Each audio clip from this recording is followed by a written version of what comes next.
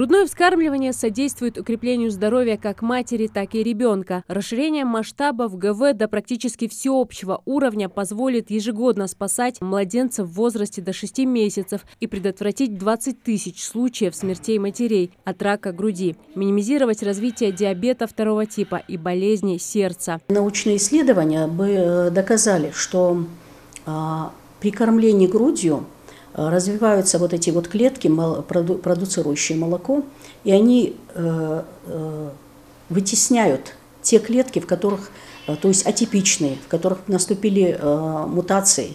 Вот эти вот атипичные и клетки, которые высоко рискованы в плане развития рака, они вытесняются здоровыми, нормальными, продуцирующими молоко клетками.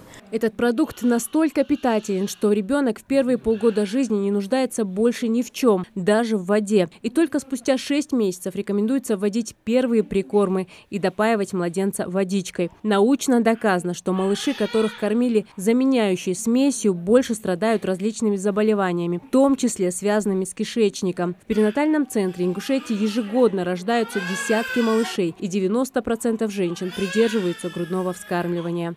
Природой так задумано, что состав молока, его количество, все это меняется в зависимости не только от возраста ребенка в часах, как мы считаем, в днях, а даже в зависимости от срока гестации ребенка, то есть в зависимости от того, в какой срок беременности она родила.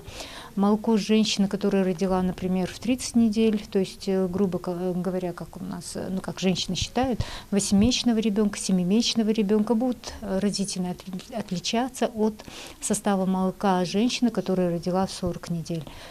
Все это регулируется природой самой и определяет потребности ребенка в тех или иных компонентах этого молока. Это не просто процесс кормления, а еще и налаживание особой эмоциональной связи между матерью и ребенком, которая развивается и крепнет ежедневно. Всемирная организация здравоохранения рекомендует женщинам кормить детей до 2 лет. Этот же возраст рекомендован женщинам для кормления и в исламе. Интеллектуальное развитие этого ребенка выше, от 8 до 10 пунктов IQ, что эти дети более жалостливые, более милосердные, что эти дети имеют больше иммунитет, меньше риска развития таких взрослых заболеваний, как ожирение, гипертоническая болезнь, бронхиальная астма, сахарный диабет. В этом году в рамках Всемирной недели грудного вскармливания ВОЗ совместно с ЮНИСЕФ и партнерами провели информационно-разъяснительную работу о важном значении грудного вскармливания. Также на политическом уровне защищаются права таких женщин. Во многих странах для работающих мам создаются специальные комнаты для матери и ребенка, а также женщинам предоставляются дополнительные перерывы, чтобы она смогла уделить внимание ребенку. Зарема Ивлоева, Мухаммад Белакиев, Новости 24.